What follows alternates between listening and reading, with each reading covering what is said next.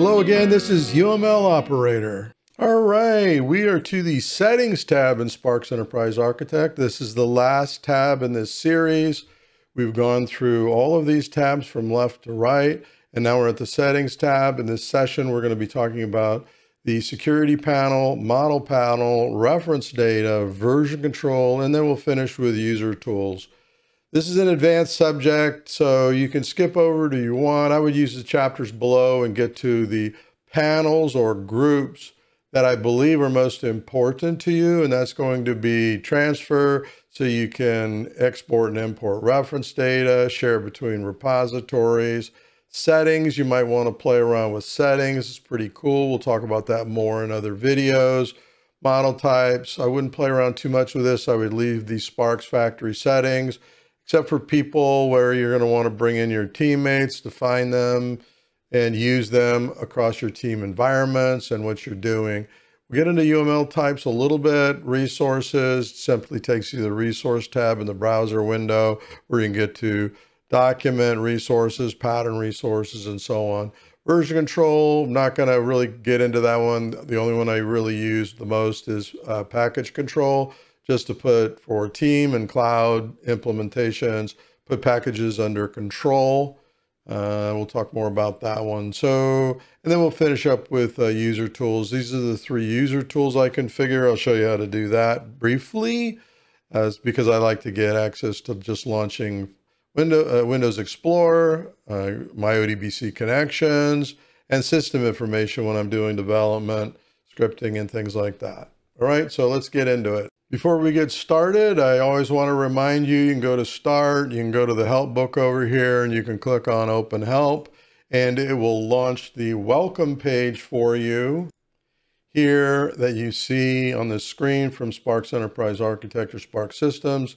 We're going to go to the Application Development Desktop. We're going to go to the ribbon menu, and we're going to go all the way down to Settings, and you can read ahead, but we're going to be talking about these panels briefly in this session.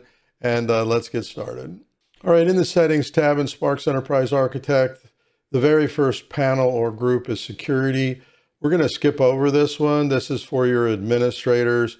A lot of the features that I talked about through this were disabled because they require you to enable security. I would not play around with this in a real formal local model until you know what you're doing. Your model administrator most likely will deal with this. They'll work with experts to help them set up and configure.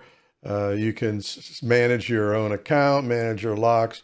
Again, advanced session, we'll talk about that much later, right? So then users, groups, and locks, very powerful, very useful when you're in a team environment. All right, in the model panel or group, the first item is options. So we're going to go ahead and select it. Dialog box is going to pop up, allows you to manage the model options. And I'm not going to spend a lot of time on this, but essentially these options, this provides the modelers, the modeler, the team, facilities for configuring various actions of EA for current models and projects. So I'm just going to say that. I want to get into it, but we're going to get into it in a later session. You always click Help, brings up the help on that and tells you more about that. All right, the next one in the model panel is auditing. I'm going to go ahead and select it. We get this window in the work area that pops up. This is simply a dashboard that allows your model administrators, your program and project managers that are allowed to do these things, that have been given permission, to manage the changes of information that's been recorded by auditing. So again, later session, we'll dive into this one as we move forward, but I want to get to integrity feature facility next. All right, next is model integrity. I'm going to hit this down caret here. We're going to look across these various sections. So the first one is project integrity, and you can mouse over and get the tooltip here.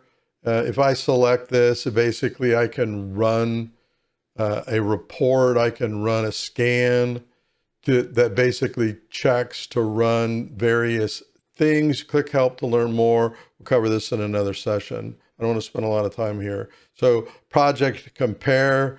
This is very interesting, especially for advanced modelers, intermediate modelers that have different project files. You can do, you might have a version of a project that's different than another one, but you need to sync up in those two files for various reasons. So you can go file to file, you can go from your data server to file to data server, or database to database, right? And then you pick your source and your target. Click help if you want to learn more. We'll get into that when we get there. All right, so the next section under integrity is repair, compact, and reindex. All right, so we're on Spark 16. We're really dealing with QEA, QEAX.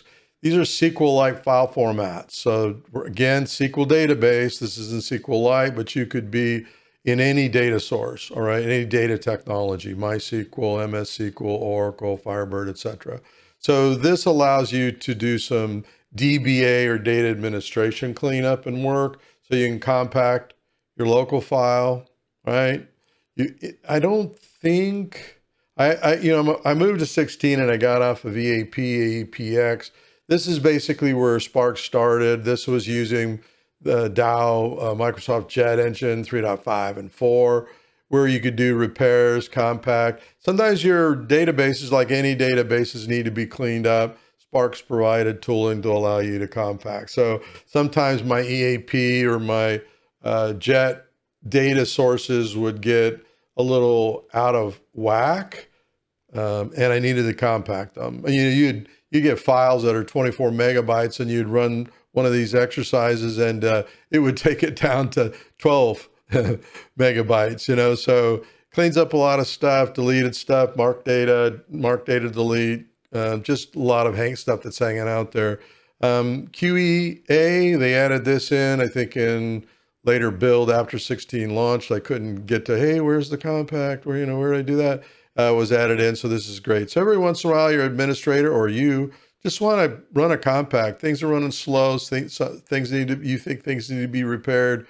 Do that there. And I build on Firebird, so this just is another tool that allows you to update the indexes in Firebird. Again, we'll cover this in a later session.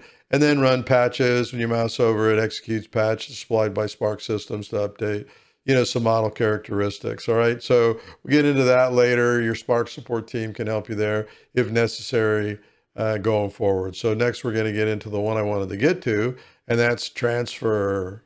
All right, now we're into model transfer, and there's move data, replication, and reference data. Now, this is more for intermediate modelers or Sparks modelers that have been, working in Sparks EA. So Sparks did a wonderful job of moving from the Jet engine to SQLite, right? So you had your old EAP files, your EAPX files. EAP was 3.0, 3.5, and then your EAPX was Jet 4.0, but I digress. So when you go to launch those older model formats, Sparks converts them for you to SQLite, to QEA extension. So, but if they didn't and you want to go across your library and convert those, you simply can migrate, to that. Let me get to move data first, all right? So full project transfer via connection. So in this particular case, you may start in a local environment and you want to move it to a database environment, or you want to take a database environment, tables, Sparks, and you want to move it to a local file. This just gives you the ability file to file, database to file, file to database, and database to database. So you pick your source and your target and you go through that.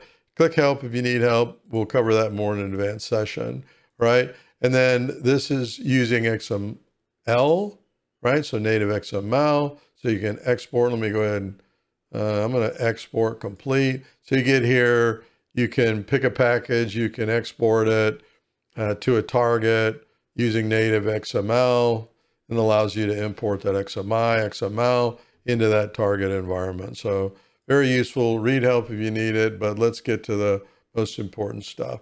So replication, I'm going to skip over it. QEA replication, I'm going to skip over it. Shared repository, I'm going to go ahead now and select this, and we're going to talk about this next. All right, the next one is reference data. This is not going to work in a local environment. If I select this, I think I get an error. Yes, I do. Essentially, this is a SQL database. So when we get to the SQL and cloud conversations, we'll get back to this one, all right? I want to get to the one I want to get to. So export reference data. What does this mean? This allows you to take the reference data, and that's everything in Spark. So your general types. I'm not going to spend too much time. The people that you've configured, all the reference data that's built into this project. Let me close this. This project right here, and all the UML types, all the reference data, all right? And we'll get, this will be more in just a moment, so hang in there, right?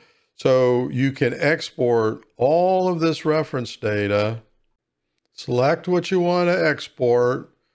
I don't know, let me just pick a couple here. You'll hit export and we'll take you out to where you're targeting where you're maintaining your exports, your reference data. And usually I have a folder specifically for reference data, and I have a naming convention that I use. So I'm going to cancel and get a fail. So export and then import is just the opposite. You go to where that exported file source is.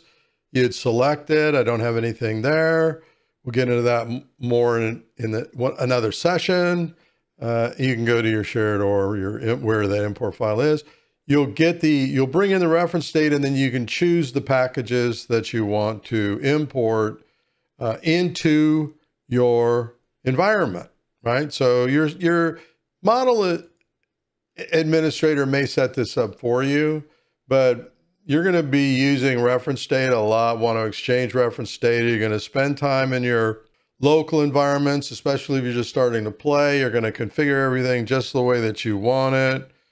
And you want to reuse it because when you launch a new Sparks project, you're starting from scratch. So one of the first things you're going to want to do is bring in reference data from a configuration that you've set up or your admin has set up for your particular role or assignment.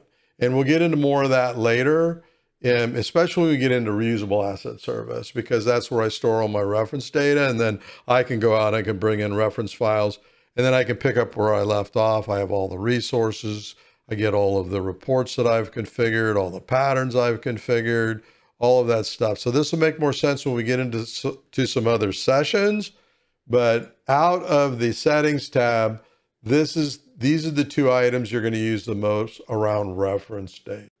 All right, now we're in reference data panel group, and we're going to start with settings. So in settings, there's auto names and appearance. We'll touch on that. Data types and namespaces, macros and colors. All right. So the first one is going to be auto names and counters.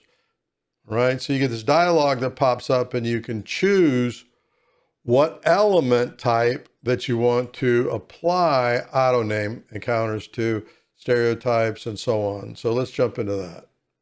For this demonstration, let me close this. We're going to go to our test package here. We're going to add a diagram. We're going to choose requirements. I think that's a good one, right? I should have given a better name other than test. I can hit F2 and I can test requirements. All right. Hopefully I spelled that right. And let me double click and yep, it's already open.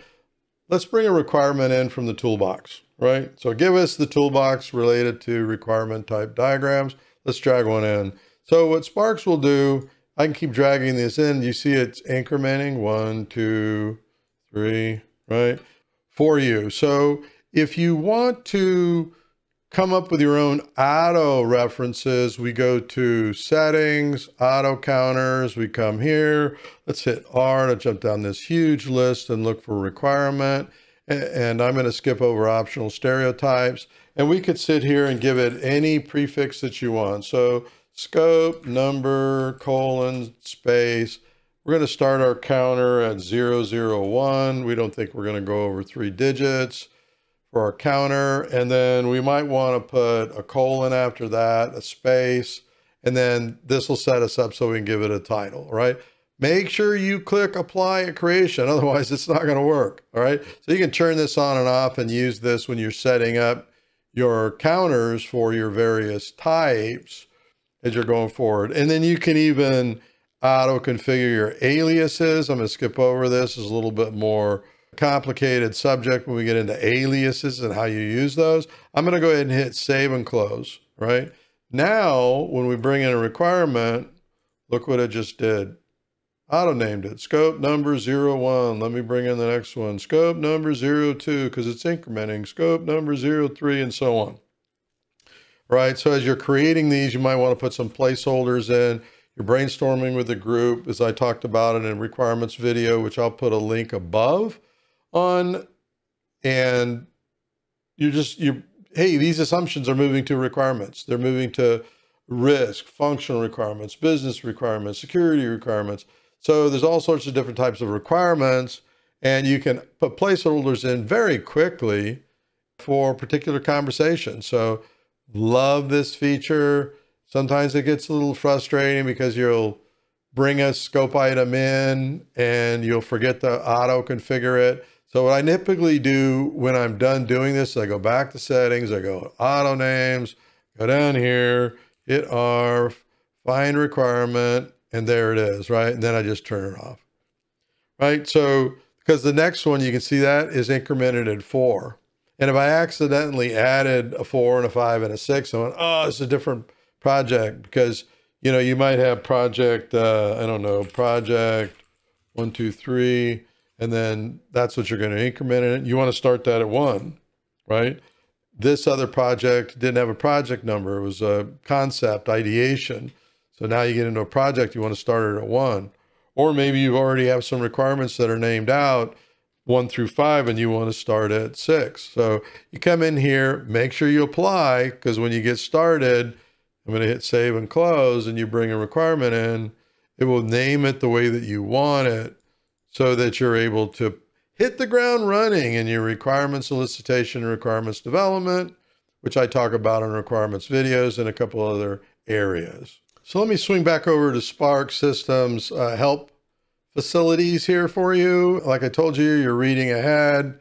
You're on the settings ribbon. Just to remind you, you're going to reference data panel where we are.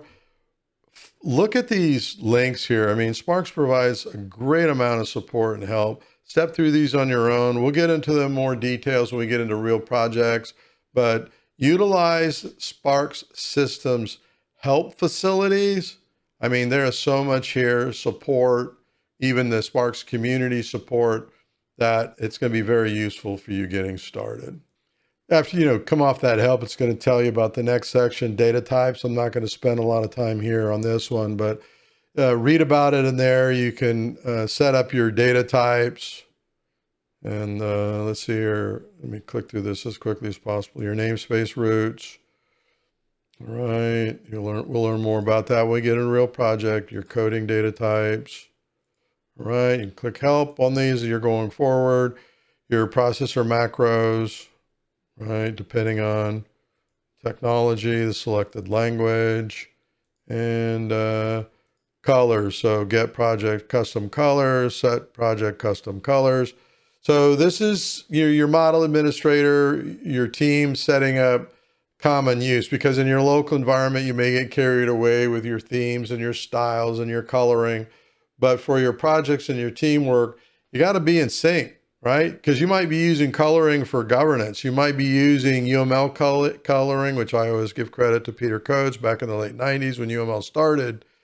You might be using various UML coloring types, and you want to set that for the entire team in the project. So you and your local environments, and when you're playing around, you get as creative as you want, but you need consistency to be most productive across your teams.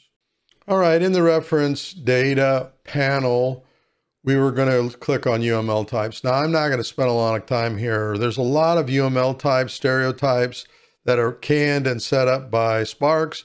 Your team can create other stereotypes to your specific project, organization, or objectives, but don't create stereotypes unless you know what you're doing, all right? Because this can get out of control very quickly if people are just willy-nilly creating stereotypes. You can pollute this environment.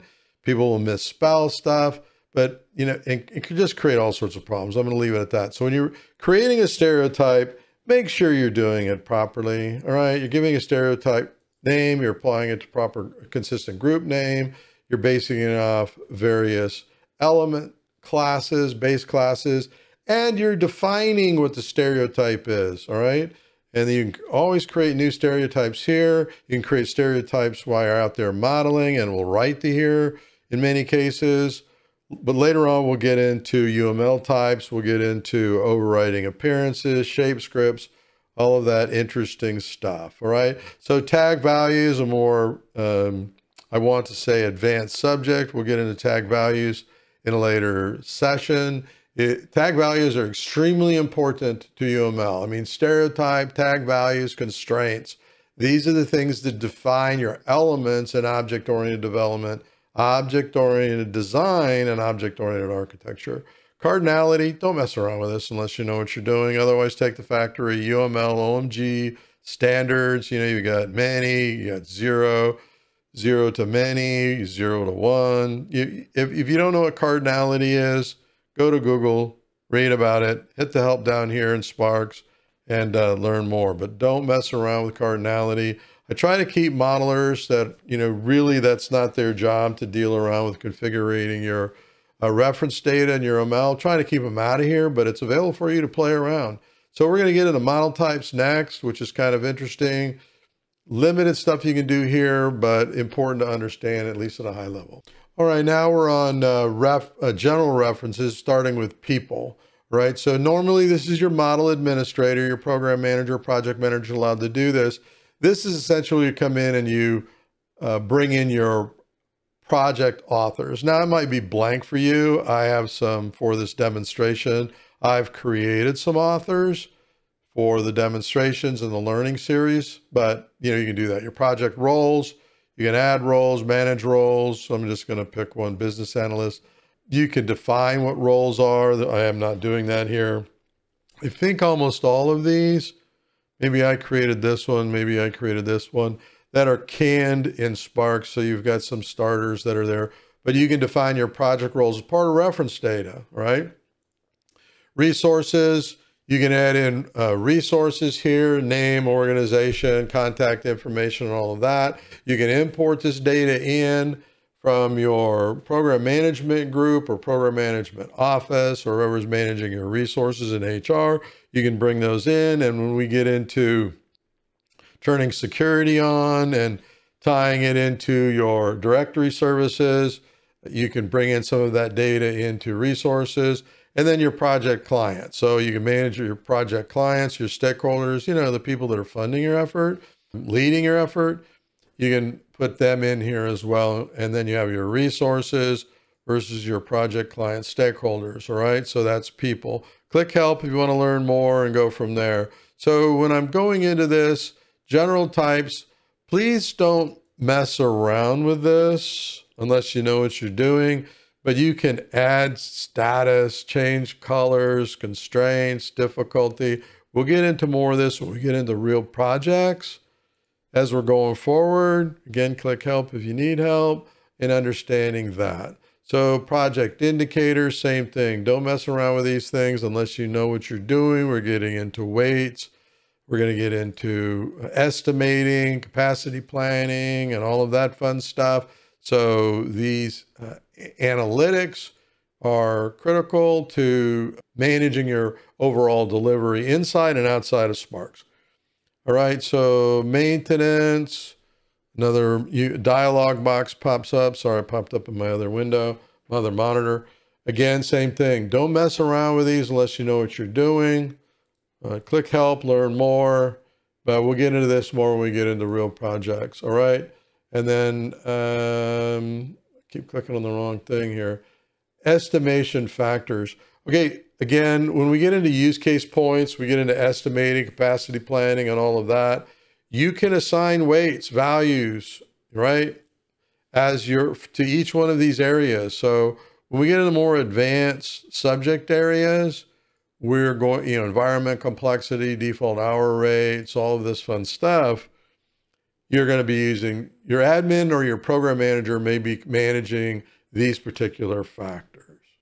All right, next is resources. I think I already covered this one. If you click it, it just takes you in the browser right to the resource tab.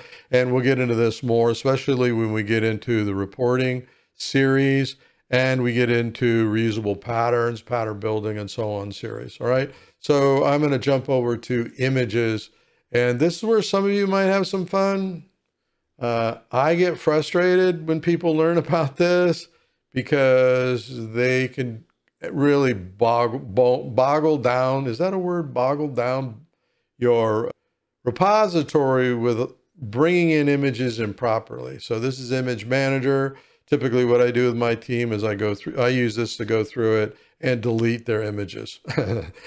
Right? So why did you put that image in there? We didn't approve it in governance, you know? I don't know. I needed it in my project. Well, that's not the image you bring in. So delete, delete, delete.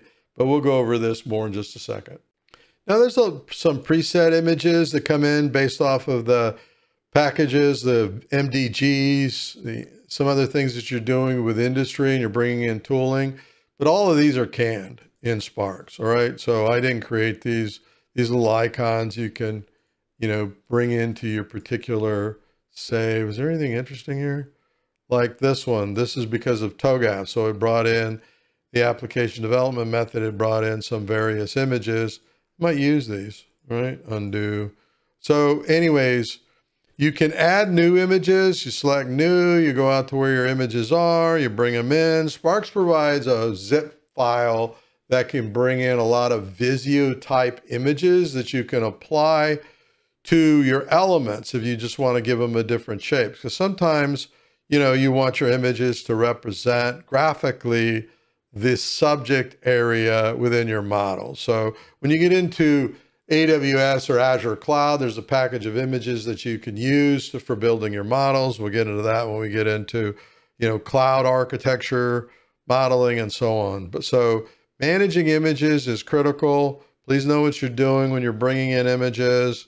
Otherwise, your administrator, like me, is going to remove them because they're just taking up space, and this thing can get uncanny. Boggled down. I'm not sure that's a word. I got to look it up. That, get uncanny, unusable, unwieldy. That's probably the word I should have used. Very quickly. So, be careful, learn about this one, have some fun. Let me give you a little demonstration. All right, so let's close this. Let's go back to project browser. Let's pick one of our play areas. This one? Yeah, why not? All right. So I'm going to select an element. I'm going to right click on it. I'm going to go over appearance, and I want to select an alternate image, right? So I select this, it brings up Image Manager, and I can go down here and pick any image that's in my repository, right? That's meaningful. It could be a network tower, it could be an application server icon, could be anything. But for this demonstration, I'm going to pick something that's already in here, and then I'm going to hit OK.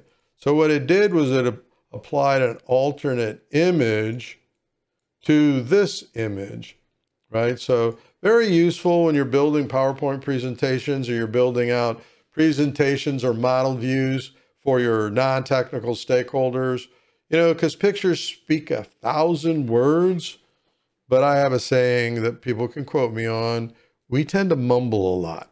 So, your pictures are only good as the intelligence underneath it. That's why Sparks is so powerful. It puts a picture in front of someone, but it puts a lot of intelligence under it, a lot of data. I double click this.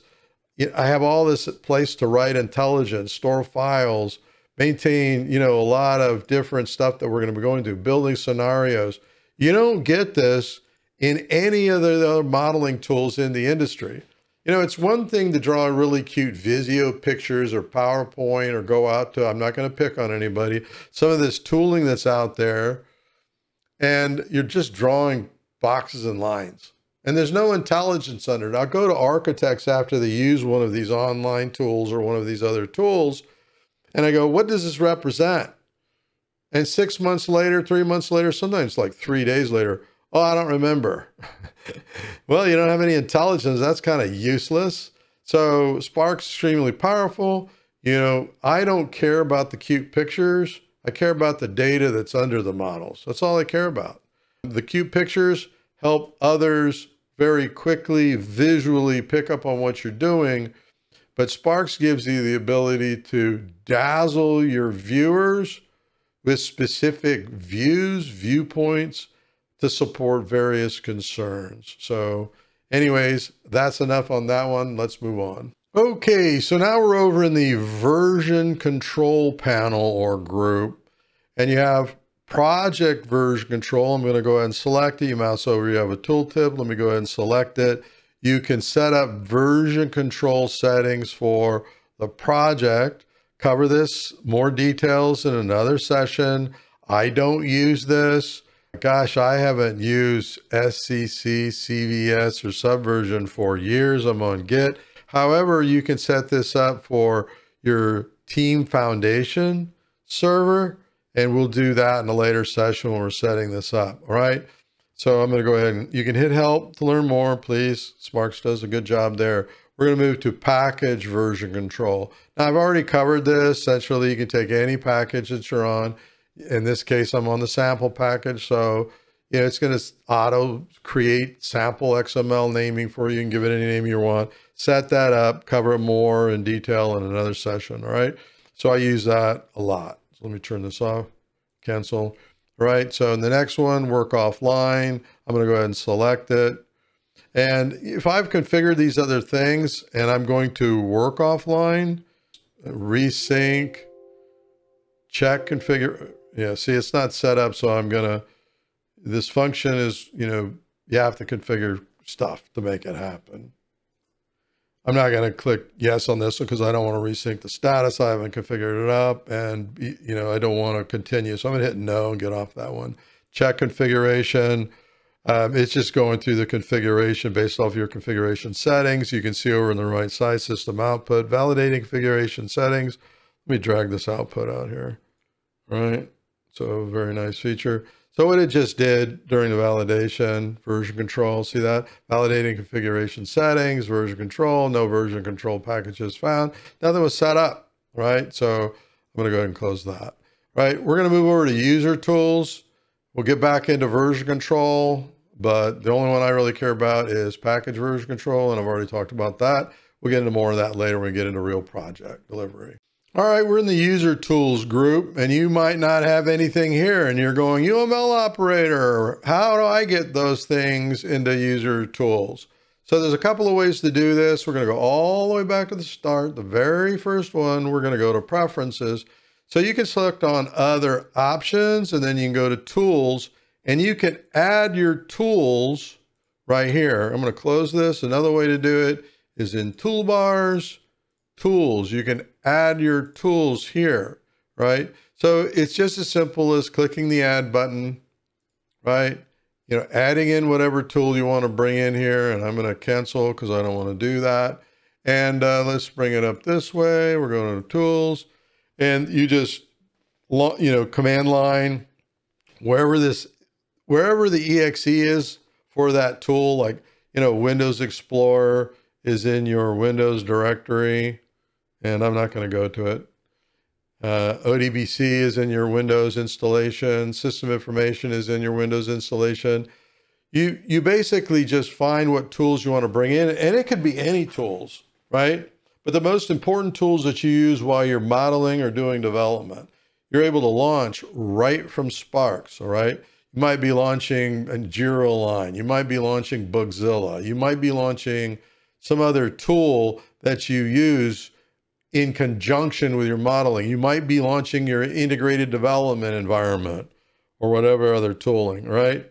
So, and then, you know, arguments if necessary, initial directory if necessary, and all that. But it really is simple as just finding the exe right here in command line, and it will launch it for you. You can prioritize these up and down. See, I might want ODBC at the top, but I launch this all the time, right? So, and then system information, I launch this all the time. So I can promote this up to the number 2 spot. Let's go ahead and hit close. Let's go back to settings. And I probably need to do a refresh. System information should be here. But next time I reload, system information is going to be up. Let's go ahead and play with this. So I'm going to go ahead and launch Windows Explorer. right? So believe it or not, Windows Explorer launched for me, right? So if I go back and let's launch system information, right? So now system information's come up, right? So very powerful for you to quickly get to the tooling that you need while you're working in Spark. So that's how you configure user tools. They'll pop up here. Don't get too carried away. I think 6 is probably the most I would do. I have 3 here. This window will get wider if you bring in more. And I'm not sure whether even Spark puts a limit on how many tools you can add. But don't get carried away. Bring in the most important tools that you use on a regular basis. Your administrator may set that up and only limit you to the tools that you're going to bring up. Like, for instance, they might not want you to be launching any hacker tools from your Sparks desktop, right? Just kidding. Anyways, let's recap and wrap up. Okay, in this session, we touched on this settings tab. It's an optional session to watch. It's more for, current Sparks modelers, advanced modelers, and so on. But it's important to know this. So I spent a lot of time on this one, definitely went over my 30 minutes, but I thought there were some sections that are very important for you to understand. I'll have chapters down below. Bookmark the ones you're interested in, skip over the ones that you're not interested in, right? So we covered security, right, for model administrators. We covered the model patterning group. Really, the only thing that I think is interesting in here is dealing with transfer, export, and import reference data. Some of these others you may never use, right? Settings, again, just FYI, it's how to deal with auto counters and things like that. That may be interesting for you, and you want to set that up for your various elements to auto name them for you. We talked about, I'm going to skip over these.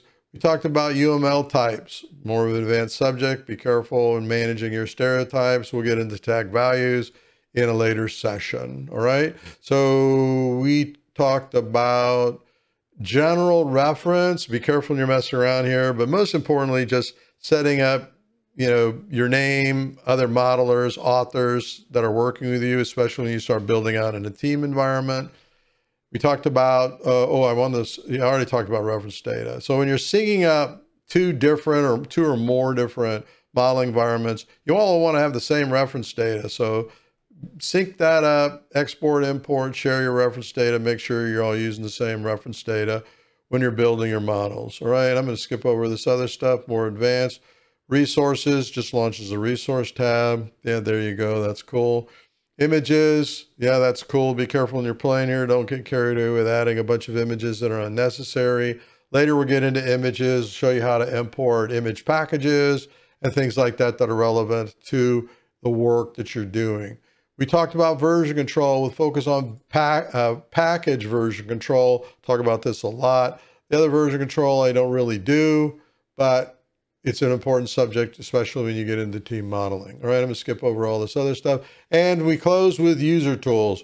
You can add your own user tools that you use when you're building in Sparks Enterprise Architect and you're doing your modeling across your team, your various resources and stakeholders that have different perspectives. You're working on code and class elements, and some are working on requirement elements, and some are working on other types of model elements in order for your team, your delivery objective to be met. So I hope this video was helpful for you. Please leave comments down below. Again, good or bad, we need the feedback so that we can stay together, learn together, and progress together, because model-driven development, model-driven architecture, I think you can tell I'm extremely passionate about. I hate going into projects where teams spend 80% of a project duration in analysis paralysis. People ask me all the time, how did you deliver so fast, under budget, and with such good quality? Well, I practice the proper methodologies and processes. I work in an agile manner, and I use tooling that helps progress the team faster. And there's a lot of tools that people are trying to sell to you out there on the internet. you know, and they're not all silver bullets, right? I'm going to get into that in this channel. Those silver bullets, it's not going to turn your delivery into faster, better, smarter, right? Unless you're doing the right things. Then eventually you'll find out, well, that tool really I didn't need. Maybe this one tool or these tools, there's no silver bullet. And we'll get into that as we're progressing. Thanks very much for watching. Look forward to playing with all of you. Talk to y'all later. Bye-bye.